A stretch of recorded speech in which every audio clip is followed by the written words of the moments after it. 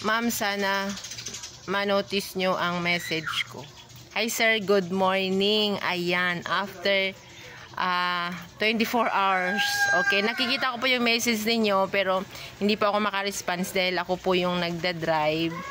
Ayan, medyo busy. Okay, so si Ricky Brown na notice na inform ko na siya na magkakaroon siya ng appointment sa Davao del Norte. At asikasuhin lang po niya yung mga naunang schedule niya. Isisingit po niya yung sa inyo. Okay, from Bayugan City, pupunta po siya ng Pilrice. Then, Cabadbaran City. After that, ay sa inyo na po. So, yun pong aking message sa inyo. Response nyo na lang po para po doon sa pagpunta ni Ricky Brown kung saan ang exact location ninyo. Napakaswerte ninyo kasi talagang open siya tomorrow dahil nag-reschedule yung isa niyang kausap. Okay? So, sir, tanong nyo na po lahat ng gusto nyo itanong kay Mr. Ricky Brown at siya po ay bibisita sa inyo tomorrow. So, that's it for now, guys. Follow for more.